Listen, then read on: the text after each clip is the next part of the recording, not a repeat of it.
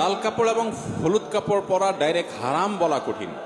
বিভিন্ন হাদিসে একেবারে নিরেট লাল, টকটকা লাল, যেটা পিওর লাল, যেখানে কোনো মিশ্রণ নাই, এবং হলুদ, এই দুটির ব্যাপারে বিভিন্ন রেওয়ায়েতে নবী করিম সাল্লাল্লাহু আলাইহি ওয়াসাল্লাম থেকে নিষেধাজ্ঞা প্রমাণিত। সেটাকে ফুকাহায়ে কেরাম মাকরুহ বলেছেন, অপছন্দনীয়, অনুত্তম, অনুচিত, না পরা উচিত। পিওর লাল, পিওর হলুদ পুরুষের জন্য। এখন আপনি যদি বলেন যে এটা কি জন্য নিষেধ করা হয়েছে, আমি বলবো এটা মহিলাদের জন্য রিজার্ভ। এই কালার কাদের জন্য রিজার্ভ? অন্যান্য কালার আপনিও পড়তে পারেন, মহিলারাও পড়তে পারে, আর মহিলারা এই কালার তাদের জন্য স্পেশাল। দিন বা ইসলাম বলে মহিলাদেরকে খাটো করছে কিছু খাটো বুদ্ধির মানুষরা বলে।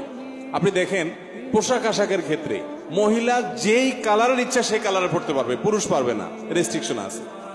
রেশম বলেন, সিল্ক বলেন, মহিলা পড়তে পারবে, পুরুষ পড়তে পারবে না, রেস্ট্রিকশন আছে। স্বর্ণ মহিলা পড়তে পারবে, আর পুরুষে বলা আছে তুমি শুধু চায়া চায়া দেখবা চান্দু, তুমি পড়তে পারবা না, তুমি শুধু চায়া চায়া পকেটের টাকা দিয়ে কিনা দিবা, পড়বে উনি দূর থেকে বা কাছে থেকে চায়া চায়া শুধু দেখবা, বাস, খবরদার, পড়ার সুযোগ নেই।